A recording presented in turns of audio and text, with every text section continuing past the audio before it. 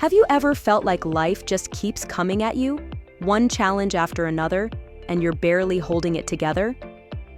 What if I told you there's a way to train your brain and mind to handle the pressure and thrive in it?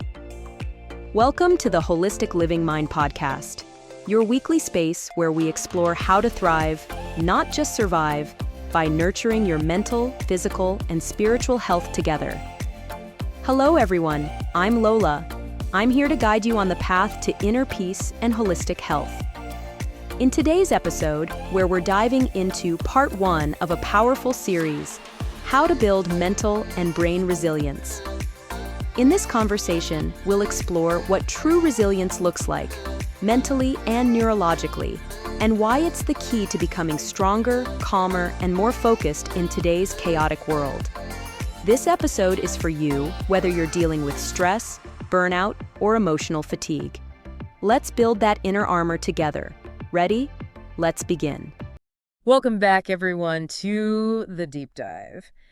Today we are taking a deep dive into something that's really fundamental to all of us. Yeah. And that is resilience. It is. We all face setbacks. We all face, those daily struggles, those curveballs that life throws our way. Exactly. And resilience is that ability to not just bounce back, Right. but to learn and grow from those tough times. Absolutely. And I think we can all agree in today's world, with everything that's going on, having that inner strength isn't just a nice to have. It's really essential. Oh, yeah. It's crucial these days, for sure. Yeah, to kind of keep our mental and physical health on track. Definitely. So for this deep dive, we have, really gone deep into the research. Yeah. We've gathered a whole bunch of fascinating material from YouTube and Lots of videos. lots of videos, that explore, what resilience actually is going on in the brain when we're being resilient. Right.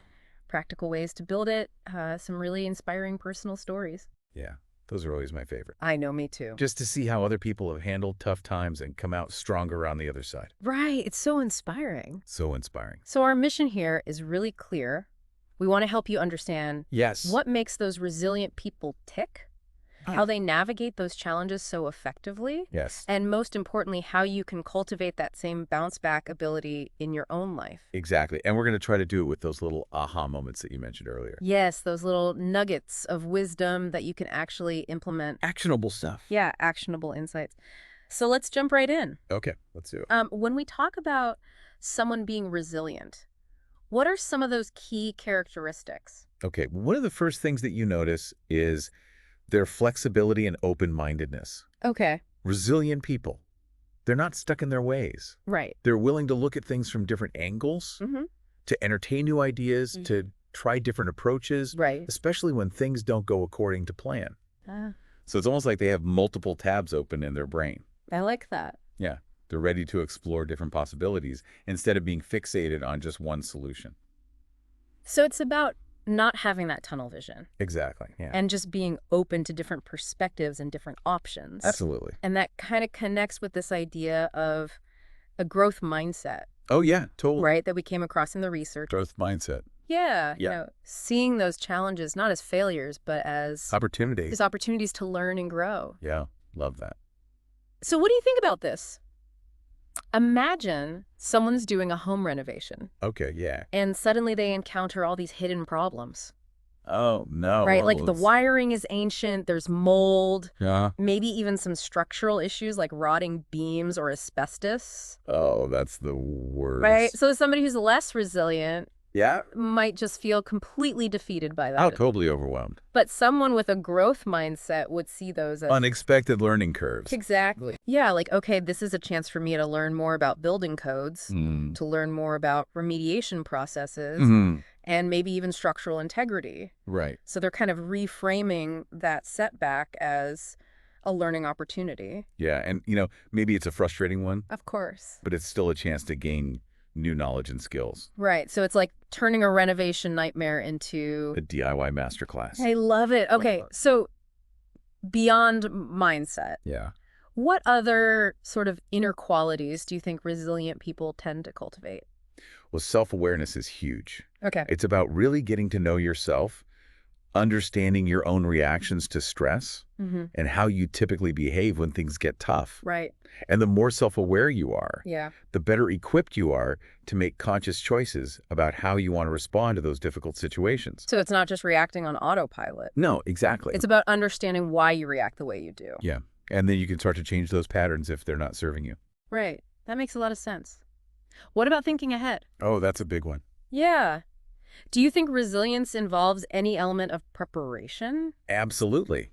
Resilient people, they think about potential challenges, and they come up with at least some basic coping strategies for those difficult situations that are bound to happen. Right, because we all know they're coming. Oh, yeah, for sure. So it's like having a mental first aid kit ready. Like that.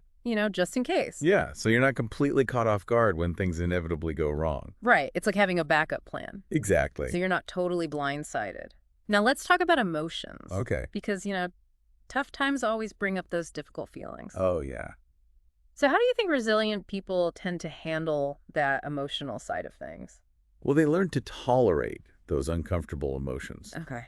Instead of trying to push them away or pretend they don't exist. Right. They recognize that it's okay to feel sad or angry or frustrated, and they develop strategies to manage those feelings without letting them completely overwhelm them. So that might look like what? So that could be things like taking a break when they're feeling overwhelmed, Right. practicing self-care, maybe some deep breathing exercises, or talking to a friend or therapist. Okay.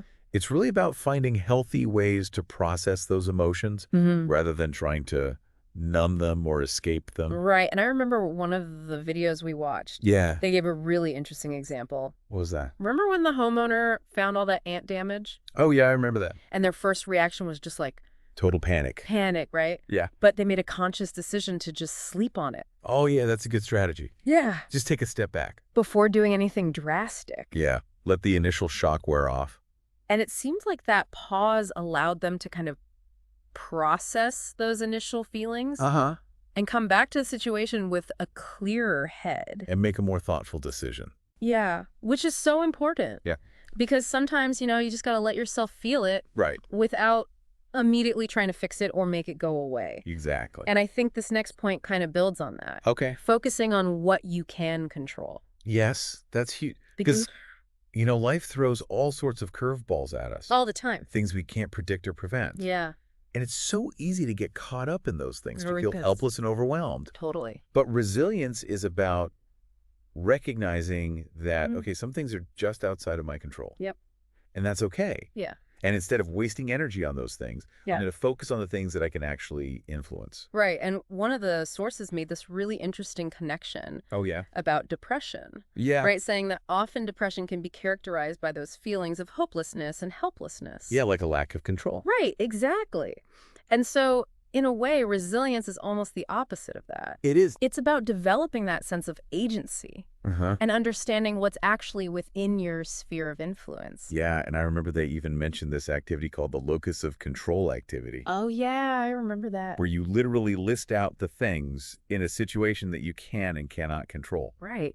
And it's just a really simple exercise. Yeah. But it can be so powerful. It really helps to clarify things. Right, just to see it on paper. Exactly. Okay, and speaking of taking action, Yes. problem solving seems like a pretty crucial part of resilience. Oh, absolutely. Yeah. Resilient people, they don't just sit around and complain about their problems. Right. They actively work to find solutions. Yeah, they're proactive. They see obstacles as challenges to be overcome, and they approach those challenges with a kind of can-do attitude. So it's not necessarily about being, some kind of genius problem solver. No, not at all. It's about being willing to put in the effort Exactly. to try different things, to experiment. And to learn from your mistakes. Yeah, to learn from your mistakes. Oh, right. And to understand that problem solving is a skill, like anything else. You can get better at it with practice. Exactly. Okay, so we've talked about mindset, Yeah. self-awareness, preparation, emotional regulation, problem solving. One last piece of the puzzle here, I think, is managing impulses. Oh, that's a big one. Because we all have them, right? We do. The urge to lash out, the urge to give up. Yeah. Maybe the urge to engage in some unhealthy coping mechanism. Absolutely. But it seems like resilient people. They have those urges too. They do. But they've developed the ability to kind of pause and check those impulses before acting on them. So it's like having that internal governor. Yeah. That says, okay, hold on a second. Right. Let's think this through. Yeah, maybe take a deep breath. Before we do anything rash. Exactly. Because often those intense urges do pass. They do. And sometimes giving into them just makes things worse. Oh, yeah, for sure. So it's about choosing that more thoughtful response rather than the immediate reaction. Absolutely. Okay, so we've talked a lot about those inner qualities. Yeah. But we don't live in isolation. No, we don't. So what role do our connections with other people play in building resilience? Oh, connection and support are so important. They are. I mean, you can have all the inner strength in the world, but if you don't have people to lean on when things get tough, it's going to be a lot harder to bounce back. Right. And one of the things that really stood out in the research was this idea of replacing shame with connection. Oh, that's a good one. Right. Because a lot of times when we're struggling, we feel ashamed. Right.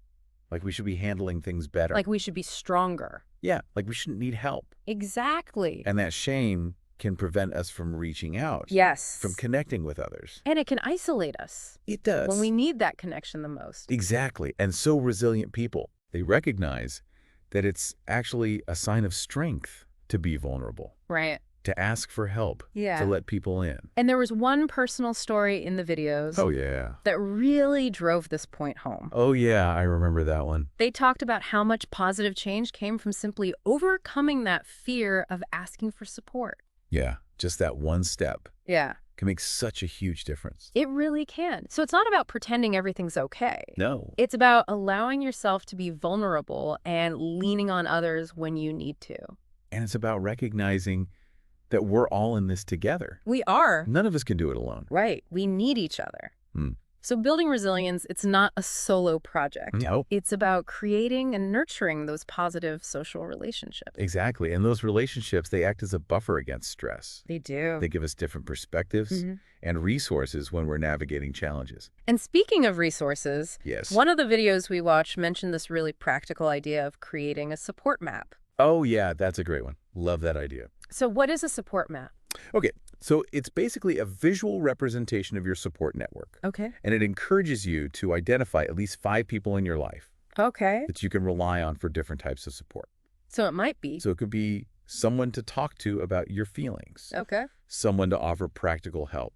Someone to give you advice. Yeah. Or even just someone to distract you and have fun with. Right. Someone to take your mind off things. Exactly. And the act of actually writing those names down. Yeah. And thinking about how they can support you. It can really strengthen those connections. It's about being intentional with those relationships. Absolutely. Okay, so we've talked about the social side of resilience. Yeah. Let's shift gears a little bit and talk about the brain. Okay, love it. What's actually happening inside our heads when we're being resilient? Right. What does the science tell us? Okay, well, neuroscience offers a really hopeful perspective on resilience through the concept of neuroplasticity. Neuroplasticity, I love that word. It's a good one. So for those who might not be familiar, can you explain what neuroplasticity is? Yeah, so basically it means that your brain is not fixed. Okay. It can change and grow and adapt throughout your life. Okay. Based on your experiences. Right. So it's not like we're just stuck with the brain we're born with. No, not at all. It can actually rewire itself. Exactly. And that's what makes resilience possible. Okay, so how does that work? So when you learn new things, Yeah. when you have new experiences, your brain actually forms new connections between neurons. Okay. And it can even generate new brain cells. Wow. So that means that even if you've had difficult experiences in the past, even trauma, your brain can heal and grow and change. So there's always hope There's for positive change. Always. I love that. What about the stress response? Oh, yeah, that's a big one. How does that play into resilience? Okay, so when we're not stressed, our prefrontal cortex is kind of running the show. And the prefrontal cortex is... It's that part of your brain right behind your forehead. Okay. And it's responsible for all the higher level thinking. So things like... Planning, decision-making, problem-solving. Okay. Regulating our emotions. Right. But when we encounter stress... our brain activity shifts to the amygdala. The amygdala. Yeah, which is like our brain's alarm system. Okay. It's responsible for our fight or flight response. Right. It's there to keep us safe from danger. So it's like that primal part of our brain Exactly. that kicks in when we feel threatened. Yeah, and in the past, that was really helpful. Okay. When we were facing actual physical threats. Right, like a saber-toothed tiger. Exactly. Yeah. But the problem is that in modern life, Yeah. we're constantly facing stressors, Right. but they're not usually life or death situations. They're just those everyday stresses. Yeah, like work deadlines, Right. traffic jams, Relationship issues. financial problems, Social media. all that stuff. Yeah. And so our amygdala is kind of on high alert all the time. So it's like our internal alarm system is constantly going off. Exactly. And that can be really exhausting. It can. And it can make it harder to think clearly, Right. to make good decisions, and to regulate our emotions. And so how does that tie into resilience then? Okay, so when our amygdala is constantly activated, Yeah. our inner critic tends to get louder. Okay. And those negative experiences can become more deeply ingrained in our brain. So it's like we're more prone to those negative thought loops. Exactly. Because our brain is in this hyper-alert state. Right. It's constantly scanning for threats. Even if those threats aren't really there. Right, and that's why it's so important to develop those resilient skills to help us manage that stress response. To calm that amygdala down. Exactly. And to shift our focus back to the prefrontal cortex. With that more rational part of our brain. Exactly. Okay, so we've talked about neuroplasticity and the stress response. Yeah. How do our thoughts and emotions fit into all of this?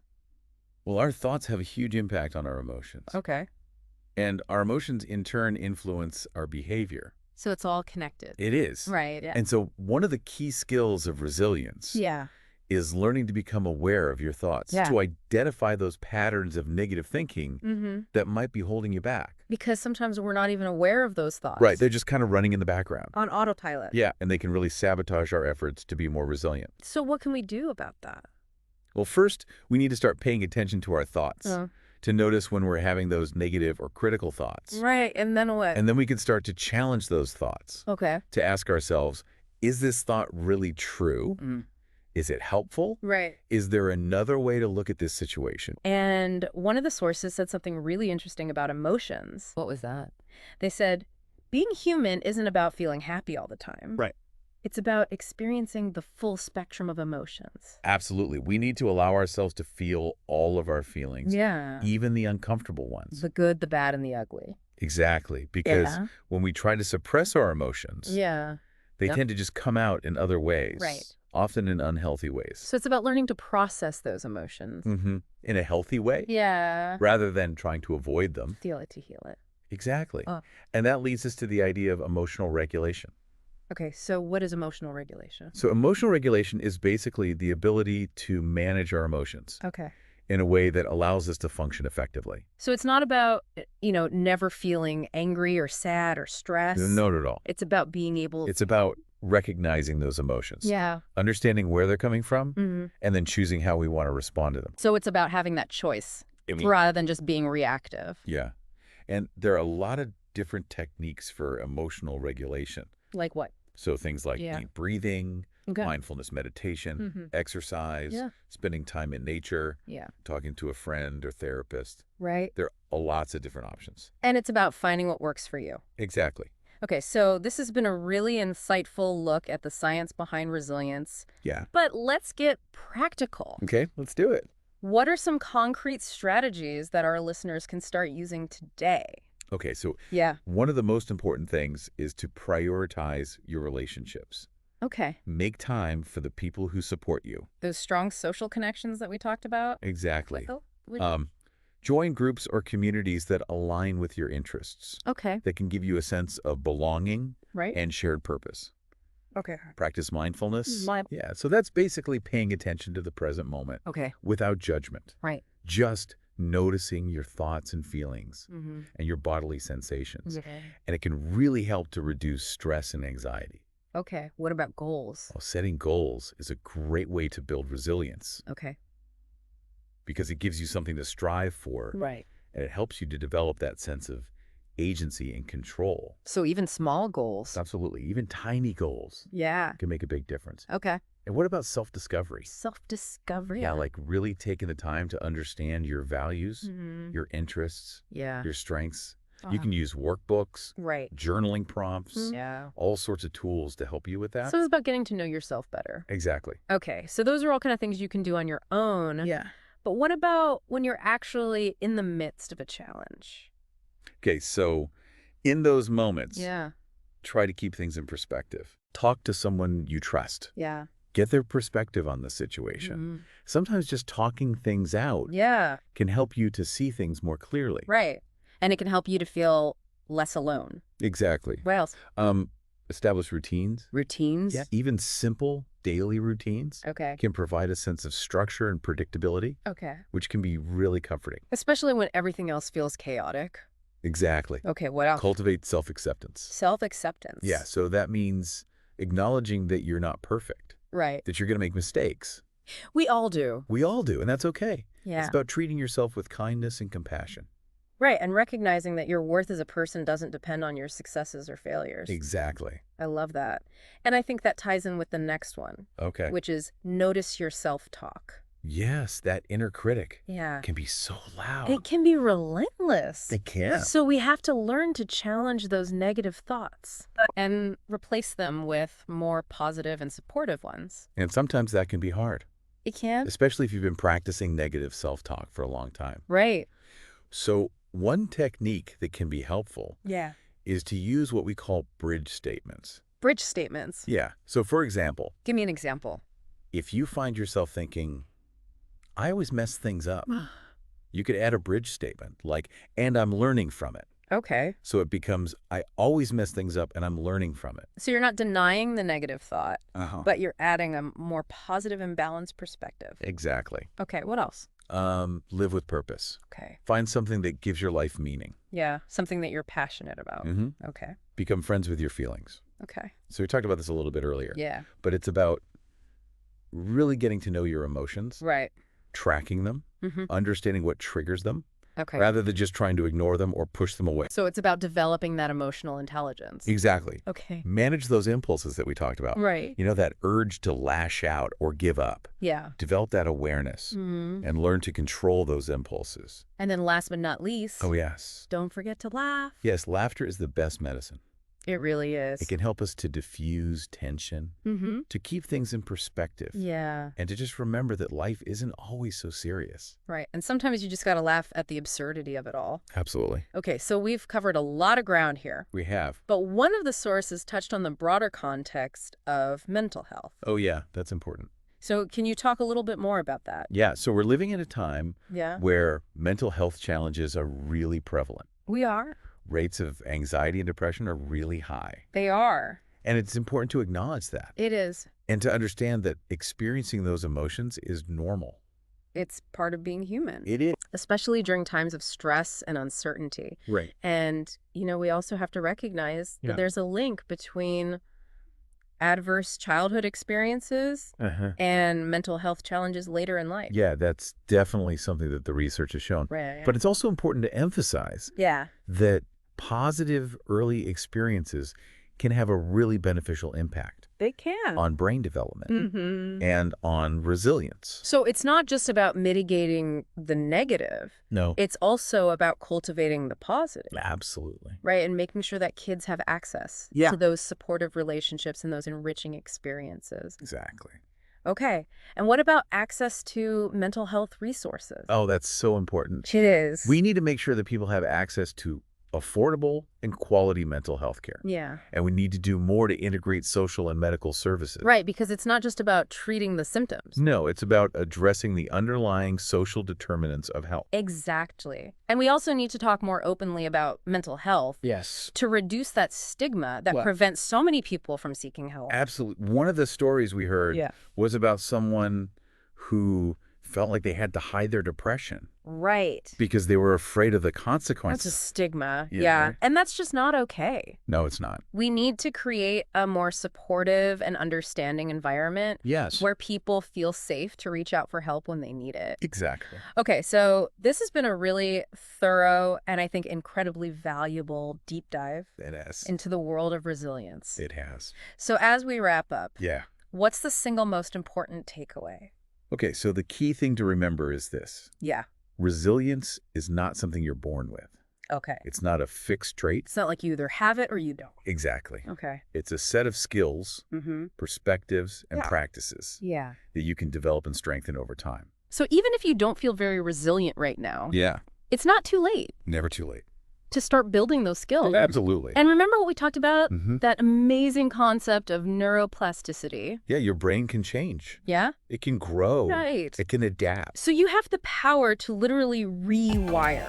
Lots to think about. Thanks for joining us for another deep dive. We'll see you next time. See you then. To summarize, remember this. Resilience isn't something you're born with. It's something you build. One small decision, one mindset shift, and one deep breath at a time. The tips we talked about today aren't just concepts, they're tools.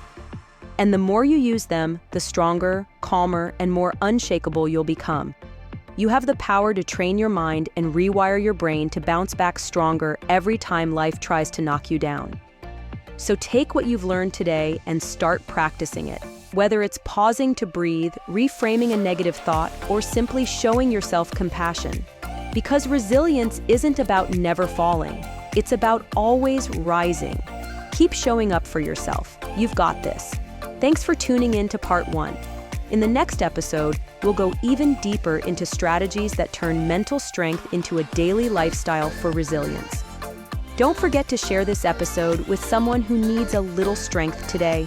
Until then, nurture your mind, transform your life, reclaim your power, one holistic step at a time.